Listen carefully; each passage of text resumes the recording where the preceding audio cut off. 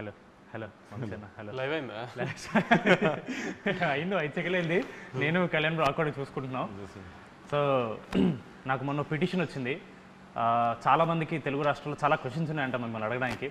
అది వాళ్ళకి ధైర్యం సరిపోక మ్యాట్కి పంపిస్తే మనోజ్ అశోక్ని మాట్లాడాను. వాళ్ళు మాకు ధైర్యం లేదు మామ, నువ్వే చేసుకొని నన్ను పంపించారు.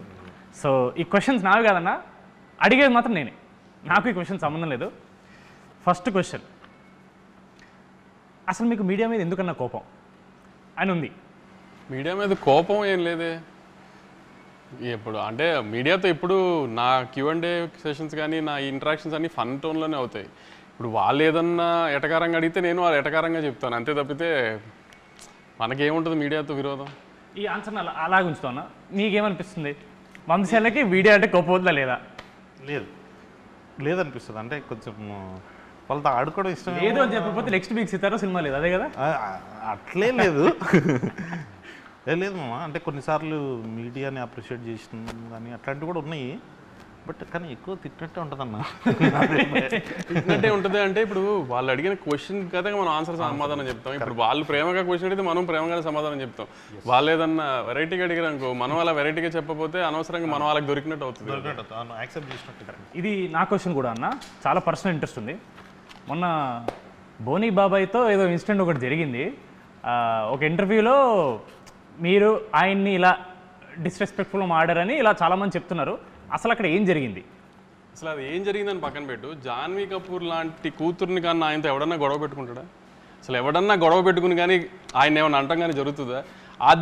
అది కూడా ఆలోచించకుండా, ఆ కామన్ సెన్స్ లేకుండా మీడియాలో అందరూ నేను బోనీ కపూర్ గారిని డిస్రెస్పెక్ట్ చేశాను అంటున్నారు. అసలు కామన్ సెన్స్ మిగతా ఇష్యూ అంతా పక్కన పెట్టు, జాన్వీ కపూర్ లాంటి అమ్మాయిని ఫాదర్ ఆయన ఎవడన్నా డిస్రెస్పెక్ట్ చేస్తాడో చెప్పు. ఇంకా అర్థమైంది నీకు ఆన్సర్, ఇంకా దానికంటే ఏముంటుంది? కరెక్ట్, చాలా వ్యాలిడ్. కానీ ఒకటైతే నిజమన్నా, ఆ ఇన్సిడెంట్ జరిగిన తర్వాత బాలీవుడ్ మీడియా వాళ్ళు మీ గురించి చాలా నెగిటివ్ అన్నా సరే, తెలుగు రాష్ట్రాలు మిమ్మల్ని రేంజ్లో పొగిడారన్నా. ఇదైతే నేను అబ్జర్వ్ చేశాను. అప్పుడు మీడియాతో పాజిటివ్, అప్పుడు మీడియాతో పాజిటివ్ అయింది. అది అలా ఇవ్వాలి ఆల్సరని చాలా మంది వెళ్ళారు. అదే ఒక పాజిటివ్ తీసుకుందాం మనం. మామూలుగా మీకు ఇప్పుడు సప్తసాగర్ దాచేలో లాంటి సాడ్ సినిమాలు నచ్చమంటారు కదన్నా, అది ఎందుకు నచ్చవు మీకు? నాది ఒకటే ప్రిన్సిపల్, లైఫ్లో ప్రతివాడికి చాలా కష్టాలు ఉంటాయి కదా. వాడి పర్సనల్ లైఫ్లో కష్టాలు లేవు అని చెప్తే మనం అది కష్టాలు లేవు అని ఏదైనా మనిషి చెప్తే ఇంకా దేవుడి కింద లెక్క ఆయన. అలాంటి దేవుళ్ళని కొంచెం పక్కన తీసి పెడితే ఎవరికైనా లైఫ్లో ఉన్న ప్రాబ్లమ్స్ ఉంటాయి, అందరికీ అవి ఉంటాయి కాబట్టి ఆ ప్రాబ్లమ్స్ని మర్చిపోవడానికి ఒక 2 hours థియేటర్లోకి వస్తాం. థియేటర్లోకి వచ్చినప్పుడు మ్యాక్సిమం నవ్వించడమో, లేకపోతే పెద్ద హీరో సినిమా తీసినప్పుడు ఆ హైస్ ఇవ్వడంతో ఉంటే వాళ్ళు సాటిస్ఫై అవుతారు కదా. వాళ్ళని లోపలికి పిలుచుకుని కూడా మన కష్టాలు చెప్పి వాళ్ళని ఏడిపించడం ఎందుకు అన్న ఉద్దేశం, అంతే తప్పితే అవి నచ్చవు అంటే ఆ ఉద్దేశంలో నచ్చవు. అలా చూసుకుంటే jersey cinema is not all entertainment comedy ఉండే సినిమా కాదు. It is the heart hitting story of a failed man, a failed cricketer. ఆ లెక్కను చూసుకుంటే even that is a story about a sad man. Sad man కాదు, the way we ended గౌతమ్కి jersey cinema కూడా ఇది నన్ను చాలామంది నేను సప్తసాగర్ గురించి అడిగినప్పుడు అన్నారు, జెర్సీ ఎలా ఎండ్ చేశామంటే సన్ వచ్చి ఫాదర్ గురించి మాట్లాడుతున్నప్పుడు నేను చాలా ప్రౌడ్గా చెప్తున్నాను మా నాన్న గురించి. మా నాన్న ఫైట్ చేస్తూ హెల్త్ ఇష్యూ వల్ల ఇలా జరిగింది మా నాన్నకి, అంతే తప్పితే మా నాన్నకి అలా జరిగిందని నేను ఎప్పుడు బాధపడలేదు. మా నాన్న ఫైట్ చేస్తూ ఇది చేసాడు, అలా ఒక ప్రౌడ్ మూమెంట్లో హ్యాపీ ఎండింగ్ చేసాం మనం దాన్నేమో ఒక ఫెయిల్డ్ క్రికెటర్ లాగా, ఒక సక్సెస్ఫుల్ క్రికెటర్ లాగా ఇండియన్ టీమ్కి సెలెక్ట్ అయిన ఒక సక్సెస్ఫుల్ క్రికెటర్ స్టోరీ లాగానే ప్రొజెక్ట్ చేసి ఎండ్ చేసాం దాన్ని ఒక హ్యాపీ ఎండింగ్తో. సో ఆ హైతోనే బయటకు వస్తారన్న ఆడియన్స్, బాధతో కాకుండా. ఇప్పుడు అదే ఈ మధ్య చాలా ఫేమస్ అయింది, మీరు స్టోరీలో లాజిక్స్ ఇలాంటి తొక్కతో లాంటివి అవసరం లేదు అంటారు కదా. అంటే మీరు జనరల్లీ ఏ సినిమా మీ దగ్గరకు వచ్చినా, ఏ స్టోరీ వచ్చినా సరే మీరు అలాగే ఆలోచిస్తారా? లేదా మళ్ళీ ఇది ఒక పెద్ద హీరో సినిమా కాబట్టి కొంచెం జాగ్రత్తగా ఉండాలి, లేదా కొత్త యూత్ సినిమా కాబట్టి ఎక్కువ వరి అవ్వక్కర్లేదు అనే పాయింట్ ఆఫ్ వ్యూ ఏమైనా ఉంటుందా? ఇప్పుడు మ్యాడ్ తీస్తున్నామా, లక్కీ భాస్కర్ తీస్తున్నామా అనేది నాకు తెలుసు కదా. ఇప్పుడు లక్కీ భాస్కర్ సినిమాలో ఇప్పుడు స్టోరీ ఏంటి, ట్విస్ట్లు ఎలా రివీల్ అవుతున్నాయి, ఆ సస్పెన్స్ రన్ అవుతుందా లేదా, కాన్ సినిమా తీస్తున్నప్పుడు లాజిక్స్ అన్ని కరెక్ట్గా ఉన్నాయి లేదా, సినిమాటిక్ లిబర్టీస్ తీస్తున్నామా లేదా, అవన్నీ ప్రాపర్గా చూసుకుంటాం. అదే మ్యాడ్ స్క్వేర్ తీస్తున్నప్పుడు అంటే ఇప్పుడు మనం సస్పెన్స్ థ్రిల్లర్ సినిమా తీయట్లేదు, మనం రివీల్ చేసిన పర్లా, ఇప్పుడు ఒక ఫన్ టోన్ సినిమా తీస్తున్నాం, ఒక లాజికల్ అవసరం లేదు. ఇప్పుడు ముగ్గురు కుర్రాళ్ళు నవ్వించారా లేదా అనేది ప్రయారిటీ మనం ఆ సినిమా తీస్తుంది దానికి. ఇప్పుడు ఈ సినిమాలో కూడా ముగ్గురు ఇంజనీరింగ్, ఇప్పుడు నేను ఇంజనీరింగ్ చదువుకుని బాగుపడింది ఏం లేదు, ఇంజనీరింగ్ సంబంధించిన ఉద్యోగం నేను పెద్ద చేసింది ఏం లేదు. సో అలా నాతో పాటు ఒక ముగ్గురు కుర్రోళ్ళు ఇంజనీరింగ్ చేసి ఎందుకు పనికిరాని ముగ్గురు కుర్రోళ్ళు వాళ్ళ ఫ్రెండ్ పెళ్ళికి వెళ్ళి వాడి జీవితంతో ఎలా ఆడుకున్నారు, అక్కడి నుంచి టైంపాస్కి 4 అబ్బాయిలు కలిసి గోవా వెళ్తే ఏం చేస్తారు, గోవా వెళ్ళినప్పుడు సినిమా కాబట్టి ఎంతసేపు వాళ్ళు గోవాలో చేసి చూపించకుండా ఒక చిన్న చూపించాలి కాబట్టి ఒక చిన్న క్రైమ్ యాంగిల్ పెట్టాం. మళ్ళీ క్రైమ్ యాంగిల్ పెట్టాము కదా, నా క్రైమ్ యాంగిల్ ఏంటి సిల్లీగా ఉంది ఇది ఏదైనా రేపు రివ్యూలు రాయడానికి కూడా లేదు. నేనే చెప్తున్నా క్రైమ్ యాంగిల్ చాలా సిల్లీగా ఉంటుంది, అది కూడా కామెడీ కోసం పెట్టిన క్రైమ్ యాంగిలే. కథ ఒక లేయర్ ఉండాలి కాబట్టి క్రైమ్ యాంగిల్ పెట్టాం, అది సిల్లీగానే ఉంటుంది. దానికి కూడా లాజిక్ ఎతికి అదేంటి స్ట్రెంత్ లేదు క్రైమ్ యాంగిల్లో, లేకపోతే వెనకాల డెప్త్ లేదు. డెప్త్ లేదు. ఒక 4 కుర్రోళ్ళు గోవా వెళ్ళి టైంపాస్ చేసి ఎంజాయ్ చేస్తూ చేసిన ఫన్నుని నెక్స్ట్ హై యాంగిల్లో తీసుకెళ్ళి ఒక హై ఎండ్లో చిన్న క్రైమ్ యాంగిల్ పెట్టి దాన్ని ఫన్ టోన్ చేసాం వీళ్ళంతో పాటు ఈసారి ఎలా చేశారని. ప్లస్ ఎప్పుడు మ్యాడ్ది ఒక విషయం చెప్దాం అనుకున్నాను నేను. యాక్చువల్లీ ఒక 4 అబ్బాయిలు అంటే ఫన్ యూత్ సినిమా అంటే అమ్మాయిలతో కలిపి అమ్మాయిల మీద కామెడీ లేకపోతే అమ్మాయిలతో చేసే అన్నీ చూస్తున్నాం కదా. ఇది మ్యాడ్ స్క్వేర్ ఎలాంటి సినిమా అంటే ఎక్కువ జనరల్గా మనం ఒక 4 అబ్బాయిలు ఉంటేనే ఎక్కువ టైంపాస్ అవుతుంది మనకి బేసిక్గా కూడా. సరే గ్యాంగ్లో అమ్మాయి ఉన్నా లేకపోయినా లవర్ అనే యాంగిల్ పక్కన పెడితే ఒక 4 అబ్బాయిలు కూర్చుంటే ఎక్కువ టైంపాస్ చేస్తారు. ప్లస్ స్ట్రెస్ రిలీఫ్ కూడా చాలా 4 అబ్బాయిలు కూర్చొని మాట్లాడుకుంటే ఫ్రెండ్స్ అంతా. అలానే ఒక 4 అబ్బాయిలు ఎంత ఫన్ చేశారు, ఆ 4 అబ్బాయిలు చేసిన ఫన్ ఎంత బాగుంటుంది అనేది ఒక ప్రాపర్ కామెడీ ఫిల్మ్ తీసాం మనం. సో ఇట్లాంటి సినిమాలకి లాజికల్ ఎతికితే కూడా ప్రాబ్లం అవుతుంది. ఇప్పుడు ఏంటి కళ్యాణ్ నా పెట్టిన క్రైమ్ యాంగిల్ ఏంటి అంత సిల్లీగా ఉందని నేనే అన్నాను అనుకో, అన్న మనం ఏమైనా ఓషన్స్ లెవెన్ తీస్తున్నాం అన్న అని అడిగాడు. క్రికెట్ ఆడడానికి గ్రౌండ్ కావాలంతే. అదే ఇంకో క్వశ్చన్ ఉంది. ఇప్పుడు వంశీ అన్న ఒక ప్రొడ్యూసర్ పాయింట్ ఆఫ్ వ్యూ చెప్పారు, ఆయన్ని ఇబ్బంది పెడుతున్నా కానీ మిమ్మల్ని కూడా ఇబ్బంది పెడతా. వంశీ అన్న is producing film, he's clear, ఈ సినిమాని నేను ఇలా ప్రొజెక్ట్ చేస్తానని వంశీ అని క్లియర్ ఉంది. But as a writer director మనకి ఎప్పుడు ఒక రైటర్ డైరెక్టర్ అరే కథ లేదు అంటే లోపల ఆబ్వియస్లీ నేను ఇంత రాశాను కదా అని ఫీలింగ్ ఉంటుంది. మీ పాయింట్ ఆఫ్ వ్యూ ఏంటి? ఇప్పుడు సినిమాలో కథ రాసావా కళ్యాణ్? కామెడీ రాసావా కథ రాసావా? కామెడీ అంటే ఇప్పుడు అన్న చెప్పినట్టు అదే అన్న మన క్రికెట్ ఆడడానికి గ్రౌండ్ కావాలంతే, ఆ గ్రౌండే స్టోరీ. బట్ కాకపోతే నాకేమనిపించింది అంటే కథ దాని గురించి మనం పెట్టాలి అని అంటే ఇప్పుడు ప్రతి ఒక్క సీన్ లీడ్ చేసి దానికి ఏదో ఒక స్టోరీ ఉంటుంది.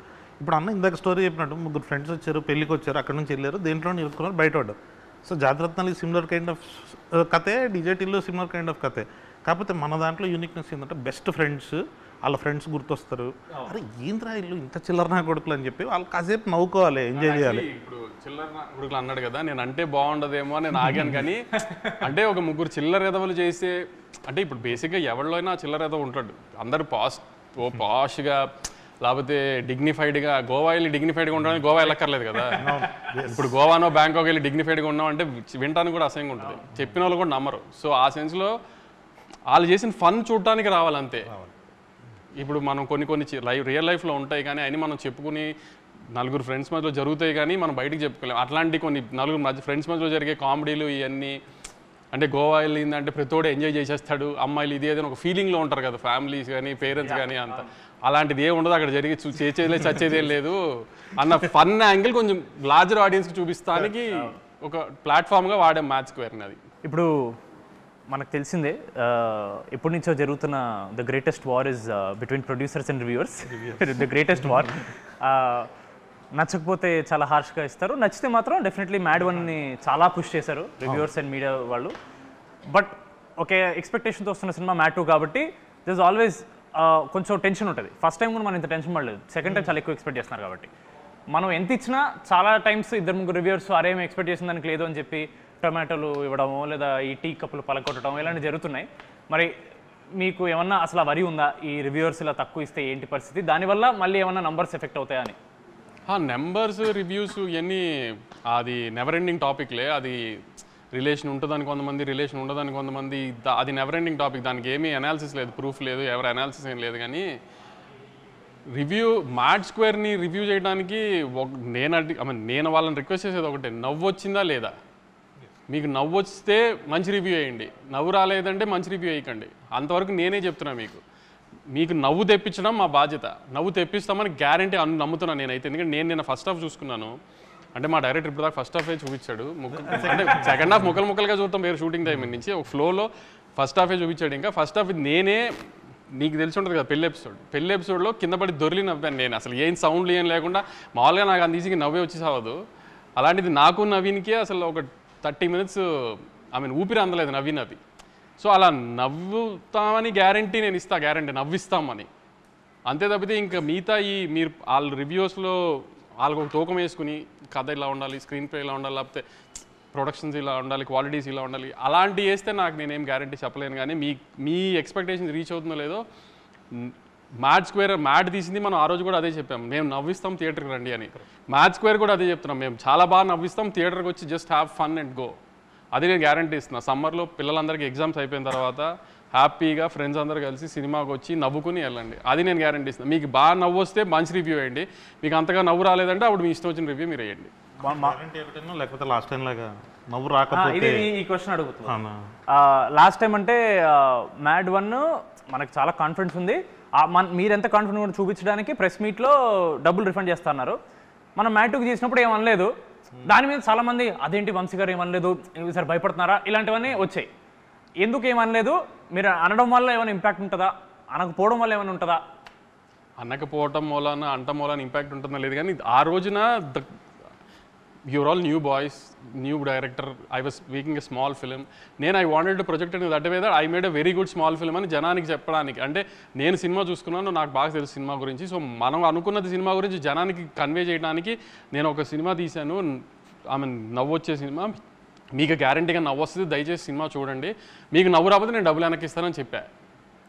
ఇప్పుడు జనంని నాకు నువ్వు అన్నట్టు జనమే ఒక నవ్వు కామెడీ సినిమాని నమ్మి ఆ నమ్మకంతో వస్తున్నారు.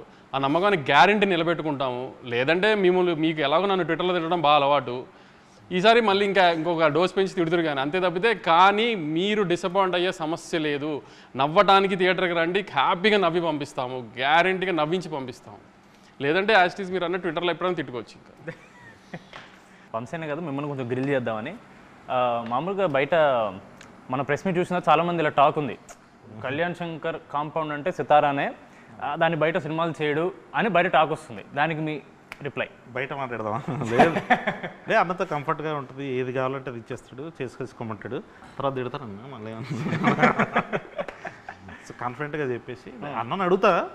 అంటే అన్నను అడిగినా చిన్నబాబు సార్ ఉంటారు కదా అక్కడ, పెద్ద బాస్, బిగ్ బాస్ ఉంటారు, ఆయన డిసైడ్ చేస్తారు నెక్స్ట్ ఏం చేయాలి ఏంటని. కంఫర్టబుల్గా ఉంది మామ, అంటే ఏం కావాలంటే అది చేయొచ్చు అన్నప్పుడు. సితారా అంటే ఎక్కువ మీ పేరు పడుతుంది, బట్ ఈవెన్ చిన్నబాబు గారు is one of the back bones for Sithara, just like for Haarika Haasine. ఒక స్టోరీ వచ్చి ఒకవేళ అది మీకు నచ్చి సార్కి నచ్చకపోయినా, సార్కి నచ్చి మీకు నచ్చకపోయినా, ఆ ఫైనల్ డెసిషన్ అనేది ఎవరు తీసుకుంటారు, లేదా మీరిద్దరు ఎలా డిస్కస్ చేసుకుంటారు? ఒక స్టోరీని వచ్చినప్పుడు మీరు కాల్ చేసి ఇలా బాబాయ్ ఇలా స్టోరీ వచ్చింది బాగుంది అని అలా డిస్కషన్ ఏం జరుగుతుంటుందా? అంటే ఎప్పుడంతే, ఇప్పుడు కళ్యాణ్ ఫస్ట్ వచ్చి కలిసినప్పుడు వేరే కథ చెప్పాడు, సినిమా కథ, అది తీద్దాం అనుకున్నాం, అది కొంచెం డిలే అయిందని. అన్న కాలేజ్ పిల్లల సినిమా చేద్దాము అంటే సరే చేసేద్దాం, ఒకసారి ఐడియాగా చెప్పాడు, ఐడియా బాగుంది, బాబాయ్కి వెళ్ళి చెప్పి బాబాయ్ ఓకే అని కూడా చేసేద్దాం, అయిపోయింది అంతే. So simple process. ఏదన్నా ముందు నేను వింటే ఆయన తర్వాత విన్నా, లేదా నువ్వు వింటే కాన్ఫిడెంట్గా ఉంటే వెళ్ళిపోవాలి, లేదా ఇట్లాంటి సినిమాలు ఆయన జడ్జ్మెంట్ బెటర్గా ఉంటుంది అనుకుంటే ఆయనకే పంపించేస్తా. సో ఆయనే ముందు డెసిషన్ తీసేసుకుంటారు, తీసుకుందామా లేదా అని. ఒకవేళ డిసగ్రిమెంట్ అయితే ఆపిన సినిమాలు కూడా ఉన్నాయి. ఓకే, ఇప్పుడు ఫస్ట్ టిల్లు వచ్చింది, దాంతో టిల్లు స్క్వేర్ అని, ఈ సీక్వెల్స్కి కొత్త టైటిల్ లాగా టిల్లు 2 కాకుండా టిల్లు స్క్వేర్ అని కొత్త ఒక ఐడియా వచ్చింది. దాని తర్వాత we followed the same sentiment for mad square. ఇప్పుడు కింగ్డమ్ బయట టాక్ నడుస్తుంది 2 పార్ట్స్ అని, ఒకవేళ సెకండ్ పార్ట్ వస్తే కింగ్డమ్ స్క్వేర్ అని పెడతారా? కింగ్డమ్ అది రూమర్ కాదు, అది యాక్చువల్లీ కథే 2 పార్ట్స్ కథ. అది అలా సెకండ్ పార్ట్ తీయాలి అని ఈ కథను పెంచి ఫస్ట్ పార్ట్ చేసింది కాదు. ఇక్కడ దాకా నాకు గౌతమ్ చెప్పింది, మనం తీసిన సినిమా పార్ట్ 1 అండి, ఇక్కడ దాకా ఈ కథ, దాని తర్వాత పార్ట్ 2 అని దాని స్క్రీన్ ప్లే వేరుందండి ఇది అని చెప్పాడు క్లియర్గా. సో అది స్క్వేర్ పెడదామా, కింగ్డమ్ 2 పెడదామా ఏంటి అనేది దాని రిజల్ట్ రేంజ్ చూసి దాన్ని బట్టి డిసైడ్ చేద్దాం. మనం సితారా పేజ్లో ఏ పోస్ట్ వచ్చినా సరే ఓ 100 పోస్టుల్లో 90 పోస్టులో వీడియోలు ఉంటాయి. అది చూసినప్పుడు మీకు ఏమన్నా ప్రెషర్ అనిపిస్తుందా అన్న? ఇప్పుడు మీరు సినిమా చూసారు ఇప్పటి వరకు చేసింది? చూసి ఎలా ఉందో అది? నాకు అడిగావు కదా కథలో లాజిక్లు కావాలా ఇది అని. లాజిక్లు, స్క్రీన్ ప్లేలు, గ్రాండియర్, యాక్షన్, ఇట్లా ఒక టిక్ బాక్సెస్ ఉంటాయి కదా రివ్యూవర్స్కి కానీ ఆడియన్స్కి కానీ ఒక ఇది అని. అట్లాంటి టిక్ బాక్స్లు ఎన్ని పెట్టుకున్నా కింగ్డమ్కి టిక్ చేస్తాం. అట్లాంటి సినిమా నుంచి అవి ఎక్స్పెక్ట్ చేయండి. ఇట్లాంటి సినిమా నుంచి కామెడీ ఎక్స్పెక్ట్ చేయండి. లాజిక్లు వద్దు, కథలు వద్దు. సో డిఫరెన్స్ ఉంటుంది కదా. అలాంటివి కావాలి. అలాంటి రోస్టింగ్ నన్ను చేయాలనుకున్నా, డైరెక్టర్ని చేయాలనుకున్నా, కథల గురించి, స్క్రీన్ ప్లే గురించి డౌట్స్ అవన్నీ మేతట్టేది పెట్టుకుందాం. మీరు ఎన్ని రకాల డౌట్స్ పెట్టుకుని వచ్చినా, ఎన్ని రకాలుగా మమ్మల్ని రోస్ట్ చేద్దామని వచ్చినా దొరకకున్నట్టుగా తీసాం ఆ సినిమాని. అంత హైలో ఉంటుంది ఆ సినిమా. సో అట్లాంటి డిస్కషన్స్ అప్పుడు పెట్టుకోవచ్చు. ఇప్పుడైతే నవ్వుకుంటానికి రండి, నవ్వించి పంపించే గ్యారంటీ మాది అది షూర్ షార్ట్గా చెప్తున్నాం. మళ్ళీ అది సితారలో వంశీ గారు ఇలా పర్టికులర్గా ఓన్లీ పెద్ద హీరోలతో చేస్తారనే క్లియర్గా మిత్ బ్రేక్ అయిపోయింది. కొత్త కొత్త హీరోలు వస్తున్నారు, కొత్త కొత్త హీరోయిన్స్ వస్తున్నారు, డైరెక్టర్స్ వస్తున్నారు. ఇప్పుడు నాగవంశీ అనే అతను does he work on combinations or does he work on కథ నమ్మితే వెళ్ళిపోవడమా, లేదా కాంబినేషన్ వర్కౌట్ అవుతుంది నమ్మి వెళ్ళిపోతారా సితారా? కొన్ని మాస్ పెద్ద కమర్షియల్ హీరోల్ది వీ ట్రస్ట్ ద కాంబినేషన్స్. దాని తర్వాత ఏదన్నా కంటెంట్ని నమ్ముకుని వెళ్ళటమే. ఈ లాస్ట్ 2 yearsలో అన్ని కంటెంట్ నమ్ముకుని వెళ్ళినాయే కదా అన్నీ. Even when we made mass film like Daaku Maharaj also content మీద, మేకింగ్ మీద, టెక్నికల్ వాల్యూస్ మీద ఎక్కువ స్ట్రెస్ చేసాం. సో ఏదన్నా ఈరోజు తెలుసు కదా రోస్టింగ్ ఎలా ఉంటుందో ట్విట్టర్లో, అందుకని వాటిలో ఎంత జాగ్రత్తగా ఉంటే అంత బెటర్ అనేది ట్రై చేస్తున్నాం. అప్కమింగ్ డైరెక్టర్స్లో మీకు ఇప్పుడు you keep watching all content అన్న, అదే మాకు తెలుసు మీరు వెబ్ సిరీస్ కానీ సినిమా కానీ వెబ్ ఫిల్మ్ అన్నీ చూస్తారు.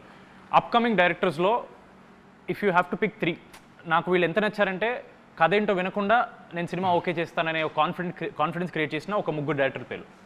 మనతో పనిచేసిన వాళ్ళ బయట వాళ్ళ కొత్త వాళ్ళు అన్న, మనతో ఇంకా పనిచేయని వాళ్ళు. ఆదిత్య వెరీ ప్రామిసింగ్ కథ నేను విన్నాను. Aditya very promising. మీన్ కొత్త డైరెక్టర్ కాదు కానీ అనుదీప్ సినిమా మాత్రం this time audience will be surprised. Usually Anudeep cinema prince కొంచెం సరిగా అనుకున్న రేంజ్లో ఆడపోవడం వలన అనుదీప్ దాని తర్వాత కొంచెం గ్యాప్ వచ్చింది. కానీ అనుదీప్ సినిమా రిలీజ్ అయిన తర్వాత మాత్రం trade and audience will be surprised.